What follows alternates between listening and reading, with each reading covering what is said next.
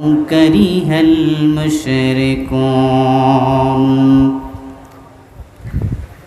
قال النبي صلى الله عليه وسلم: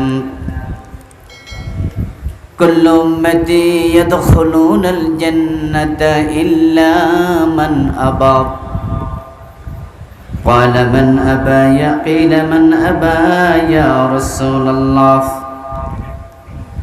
قال: من أطاعني دخل الجنة ومن عصاني فقد أبى. وقال النبي أيضا: كانت بنو إسرائيل تسوسهم الأنبياء، كلما هلك نبي خلفه نبي، وإنه لا نبي بعدي. رواه البخاري أو كما قال النبي عليه الصلاة والسلام.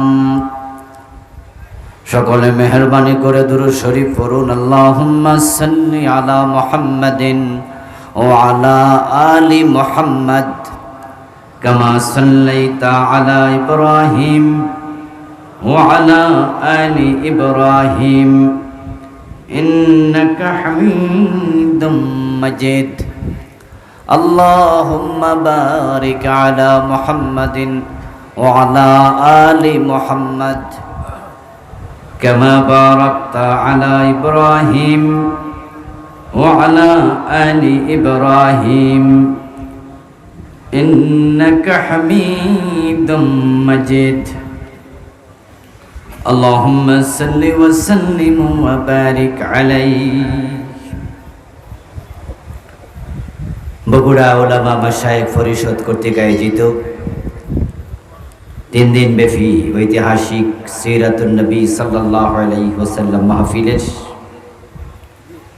মুআজ্জাজ মুকাররম সম্মানিত সভাপতি,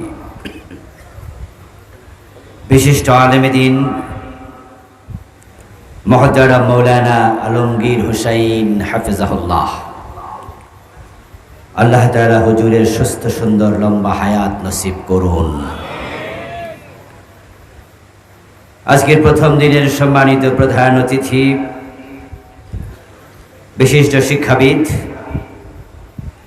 বাংলাদেশ শ্রমিক কল্যাণ ফেডারেশনের সম্মানিত কেন্দ্রীয় সহসভাপতি মহতারাম জনাব গোলাম রব্বানী সাহেব, মহতারাম মৌলানা আব্দুল হক সরকার সাহেব, অধ্যাপক আসম আব্দুল মালেক সাহেব সহ অন্যান্য সম্মানিত অতিথিবৃন্দ, আজকের মাহফিল আলোচনা উপস্থাপন করেছেন বগুড়ার প্রখ্যাত দ্বীনি মারকাজ, তামাম বাংলাদেশের অন্যতম শিক্ষা প্রতিষ্ঠান জামিল মাদ্রাসার সম্মানিত মুঈন মুহতামিম মুহতারাম মুহাদ্দিস মাওলানা তাউল্লাহ নিজামী হাফিজাহুল্লাহ, মহতারাম মৌলানা গোলাম রব্বানী যুক্তিবাদী সাহেব, মৌলানা আশরাফ বিন মুবারক আলী সিদ্দিকী সাহেব, মৌলানা আব্দুল মতিন নিজামী সাহেব সহ অন্যান্য সম্মানিত আলোচকবৃন্দ, মঞ্চে উপবিষ্ট আছেন আপনাদের এ বগুড়ার অসংখ্য কৃতি সন্তান, আমার মহতারাম প্রিয় ভাই মৌলানা আব্দুল সালাম যুক্তিবাদী, শেখ আবু ইউসুফ সাহেব, গাইবান্ধা থেকে যদিও আসছেন, আমরা ওনাকে এই এলাকার মানুষের মতোই মনে করি, কারি আব্দুল্লাহ মামুন সহ বগুড়া তো বক্তাদের এখন লালন ভূমি। কারণ আমি তাকিয়ে দেখলাম এই 3 দিনের মাহফিলে আসলে আমরা যারা বাহির থেকে আসছি আমাদেরকে না আনলেও চলতো, শুধু বগুড়ার আলেমদেরকে দিলেই 2-3 দিন না 5 দিন মাহফিল করা যেত। উপস্থিত আমাদের মহতারাম আলোচকবৃন্দ, হযরত উলামায়ে কেরাম, ইসলাম প্রিয় তৌহিদি জনতা, পর্দার অন্তরালের সতী সাধবী, সম্মানিতা মা ও বোনেরা, প্রিয় দিনী ভাইরা, আপনারা কেমন আছেন? আলহামদুলিল্লাহ, 15 বছর 17 বছর পরে আবার তাফসীর মাহফিল এভাবে আসতে পারা, শুনতে পারা কেমন লাগতেছে? আমাদের মহতারাম প্রধান অতিথি বলেছেন, আমরা ইসলাম বিদ্বেষী বাম রামদেরকে আর নতুন করে দেশের ক্ষমতার মসনদে দেখতে যাই না। যারা ক্ষমতায় এসে কোরআনের কণ্ঠ রোধ করে, আল্লাহ যেহেতু তাদেরকে দেশ ছাড়া করছে, তাদেরকে আর এই দেশে নতুনভাবে প্রতিষ্ঠিত হতে না দেয়া, এটা আমাদের দায়িত্ব, ঠিক না? আল্লাহ তাআলা যদি পরিবেশ করে দিলেন, আমরা আল্লাহর কাছে দোয়া করি, আল্লাহ আমাদের সকলকে কোরআনের আলোকে জীবন পরিচালনা করার তৌফিক দান করো। আল্লাহ তাআলার পবিত্র দরবারে লাখো কোটি শুকরিয়া জ্ঞাপন করছে, যে মহান মনিব অত্যন্ত মেহেরবানি করে কোরআনের আহ্বানে, কোরআনের এই ময়দানে আমাদের সকলকে উপস্থিত হওয়ার তৌফিক দিলেন। কৃতজ্ঞতা তাকে জানাই, যিনি আমাদেরকে সুস্থ রাখলেন। দীর্ঘ 15 বছর পরে নিশ্চিন্তে, নির্বিঘ্নে, দ্বিধাহীনভাবে, নিঃসংকোচে কোরআনের আলোচনা করার মতো, শোনার মতো পরিবেশ দিলেন। এই সব নেয়ামতের মালিককে। এই জন্য আমরা আলোচনার শুরুতেই মন প্রাণ উজাড় করে অন্তরের সবটুকুন শ্রদ্ধা এবং ভালোবাসা দিয়ে আমাদের মনিব আল্লাহ তাআলাকে শুকরিয়া জানাই, কৃতজ্ঞতা জানাই। সবাই মিলে জোরে জোরে একবার কালিমাতু শুকর পড়ি, আলহামদুলিল্লাহ। দুরূদ ও সালাম প্রিয় নবী, বিশ্ব নবী, সাইয়্যিদুল আম্বিয়া, ইমামুনা, কুদওয়াতুনা, হাবিবুনা, উসওয়াতুনা, সনদুনা, তবিবু কুলুবিনা, মুহাম্মাদুর রাসূলুল্লাহ সাল্লাল্লাহু আলাইহি ওয়াসাল্লামের প্রতি, সাহাবায়ে কেরাম ও শুহাদায়ে জামের আলা ইল্লিয়িন আল্লাহ তাআলার কাছে কামনা করছি, আমিন। প্রিয় ভাইরা, আমি আপনাদের সম্মুখে পবিত্র কোরআন মাজিদ থেকে সূরাতুস সফ এর 8 এবং 9 দুটি আয়াতে কারিমা তেলাওয়াত করেছি। প্রিয় নবীজি সাল্লাল্লাহু আলাইহি ওয়াসাল্লামের পবিত্র মুখ অনুসৃত ছোট ছোট 2খানা হাদিসে নববী পাঠ করেছি। আল্লাহ তাআলা তৌফিক দান করলে এখান থেকে কিছু কথা বলবো ইনশাআল্লাহ। সূরাতুস সফের 8 নম্বর আয়াত আল্লাহ তাআলা বলছেন, ইউরিদুনা লিইউতফিউ নূরাল্লাহ, তারা চাইবে আল্লাহর নূরকে মুখের ফুৎকার দিয়ে নিভিয়ে দিতে। ওয়াল্লাহু মুতিম্মু নূরিহি, আর আল্লাহর সিদ্ধান্ত হলো তিনি তার নূরের পূর্ণতা দেবেন। ওয়ালাউ কারিহাল কাফিরুন, আর আল্লাহর নূরের পূর্ণতা যারা কাফের তারা কখনো সহ্য করবে না।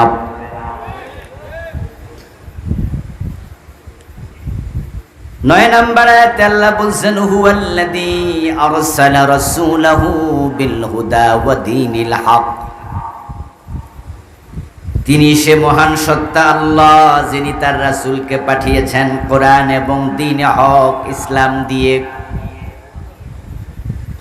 লিইয়ুযহিরাহু আলাদ-দীনি কুল্লিহি, কোরআন এবং ইসলাম নিয়ে নবীকে পাঠিয়েছেন, ইসলাম নিয়ে নবী এসেছেন। উদ্দেশ্য হলো মানুষের মন গড়া যত মতবাদ আছে, মত আছে, পথ আছে, দুনিয়ায় প্রতিষ্ঠিত বাতিল ধর্ম আছে, মানুষের বানানো তন্ত্র আছে, মন্ত্র আছে, আইন আছে, সবগুলোর উপরে নবী ইসলাম বিজয় করে দেবেন। ওয়ালাউ কারিহাল মুশরিকুন, আর ইসলাম বিজয়ী হওয়া যারা মুশরিক তারা কখনো সহ্য করবে না। এটা তাদের কাছে যদিও অপছন্দনীয়। প্রিয় ভাইয়ের, এই দুটি আয়াতে কারিমা থেকেই ইনশাআল্লাহ কিছু কথা বলবো। আল্লাহ তাআলা পবিত্র কোরআন মাজিদে প্রিয় নবী মুহাম্মদ সাল্লাল্লাহু আলাইহি ওয়াসাল্লামকে পৃথিবীতে কি উদ্দেশ্যে পাঠিয়েছেন তিনি তিনটি সূরাতে এই আলোচনা করেছেন। সূরা সাফ আয়াত নাম্বার 9, সূরাতুল ফাতহ আয়াত নাম্বার 28, সূরাতুত তাওবা আয়াত নাম্বার 33। আয়াত যদিও তিনটি, সূরা যদিও তিনটি, মেসেজ হলো মাত্র একটি। তিন আয়াতে একই কথাই বারবার বলেছেন যে আমি আমার নবীকে পৃথিবীতে আমার দ্বীনের বিজয় করার জন্য পাঠিয়েছি। প্রিয় নবী সাল্লাল্লাহু আলাইহি ওয়াসাল্লামের জীবনের উদ্দেশ্য সম্পর্কে উম্মতের জানা প্রয়োজন আছে না নাই? প্রয়োজন আছে। রাসূল কেন এসেছেন, মূল উদ্দেশ্য কি, এটা আমাদের জানা দরকার আছে না নাই? কেন জানবো? মানার জন্য। রাসূলকে মানা, অনুসরণ করা আমাদের জন্য নফল না ফরজ? ফরজে কিফায়া না ফরজে আইন? নবীকে অনুসরণ না করে উম্মত হওয়া যায় না। আর যে ব্যক্তি রাসূলের উম্মত হতে পারেনি সে জান্নাত পাওয়ার কোনো সম্ভাবনাই নাই। আল্লাহর নবী মুহাম্মদ সাল্লাল্লাহু আলাইহি ওয়াসাল্লাম হলেন আমাদের জন্য আইডল। তিনি আমাদের জন্য একমাত্র আদর্শ, তিনি উসওয়া, তিনি কুদওয়া, তিনি ইমাম, তিনি হলেন আমাদের একমাত্র মডেল। তাই আমাদের পুরা জীবন রাসূলের আদর্শে সাজানো আমাদের জন্য আবশ্যক। রাসূলের মতো বলা, রাসূলের মতো চলা, রাসূলের মতো কাজ করা, রাসূলের মতো জীবন সাজানো, তাকে অনুসরণ করে জীবন চলা আমাদের জন্য ফরজ করে দিয়েছেন কে? রাসূল সাল্লাল্লাহু আলাইহি ওয়াসাল্লামকে অনুসরণ না করে উম্মত হওয়া যাবে না। আর রাসূলুল্লাহ সাল্লাল্লাহু আলাইহি ওয়াসাল্লামকে অনুসরণ না করে যে উম্মতের দাবি করবে সে হলো ভুয়া উম্মত, 2 নাম্বার উম্মত। তাকে আসল উম্মত বলার কোনো সুযোগ নেই। 71-এ বয়স ছিল 5 বছর, অথচ মুক্তিযোদ্ধা সার্টিফিকেট পাইয়া গেছে। এমন 2 নাম্বার ভুয়া মুক্তিযোদ্ধা বাংলাদেশে আছে না নাই? 71-এ মায়ের পেটে ছিল, হেও নাকি মুক্তিযোদ্ধা। আমার প্রিয় ভাইরা, এই জাতীয় ভুয়া মুক্তিযোদ্ধারা যখন ধরা পড়ে তখন জাতির সামনে ইজ্জত বাড়ে না কমে? মুক্তিযোদ্ধাদের যে ভাতা তারা নিয়েছে ভুয়া সার্টিফিকেট দিয়ে, রাষ্ট্র যদি ধরে এই ভাতা ফিরিয়ে দিতে তারা বাধ্য থাকবে। শুধু ভাতাই ফিরিয়ে নেবে না, এই অপরাধজনিত কারণে রাষ্ট্র যদি চায় শাস্তি দিতে, রাষ্ট্র শাস্তি দেওয়ার অধিকার এই ভুয়া মুক্তিযোদ্ধাদেরকে রাষ্ট্রের আছে না নাই? ঠিক একইভাবে হাসরের ময়দানে রাসূলুল্লাহকে অনুসরণ করে নাই কিন্তু উম্মতের দাবি করবে। জিজ্ঞাসা করলে বলে আমি মুসলিম, আমি মুমিন, আমার নবী মুহাম্মদুর রাসূলুল্লাহ সাল্লাল্লাহু আলাইহি ওয়াসাল্লাম, অথচ 5 ওয়াক্ত নামাজের 1 ওয়াক্ত পড়ে না এমন মুসলমানের সন্তান বগুড়াতেও আছে না নাই? মদ পান করে, বিড়ি টানে, দাড়ি কামায়, টাকনুর নিচে কাপড় পরে, সুদি লেনদেন করে, ইসলামের পক্ষে তো কথা বলেই না। আমরা যারা ইসলামের পক্ষে কথা বলি আমাদেরকে উল্টা রাজাকার বলে গালি দেয়, শুধু ইসলামের কথা বলার কারণে। এই লোকগুলাকেও জিজ্ঞাসা করলে তারাও বলে আমরা মুসলিম, আমরা নবী মুহাম্মদের উম্মত। তো ভুয়া মুক্তিযোদ্ধা সার্টিফিকেট যদি ধরা খায়, যাচাইয়ের পরে বেজ্জতি হওয়া লাগে, ভাতা ফিরিয়ে দেয়া লাগে, শাস্তির মুখোমুখি হওয়া লাগে। এবার যারা কিয়ামতের দিন ধরা খাবে, রাসূলকে অনুসরণ করে জীবন কাটায় নাই, তারা ভুয়া উম্মতের দাবিদার হিসাবে আখিরাতে আল্লাহর শাস্তির মুখোমুখি হওয়ার সম্ভাবনা আছে না নাই? আমরা আল্লাহর শাস্তির মুখোমুখি হতে চাই না, অথচ উম্মতের দাবিদার, কিন্তু রাসূলকে অনুসরণ করে জীবন চালায় না এমন মানুষের সংখ্যাই জমিনে বেশি। আমি বলার আগে আপনারা বললেন বেশি শব্দটা, এতে বোঝা যায় যে আমরা এই বিষয়ে একমত। প্রিয় নবীজি ওইটাই বলেছেন, আমার উম্মত হবে ৭৩ দল, জান্নাতি হবে কয় দল? মাত্র এক দল। রাসূলের উম্মত ৭৩ দল। রাসূলের উম্মত বলতে কি হিন্দু বৌদ্ধ বোঝানো হয়?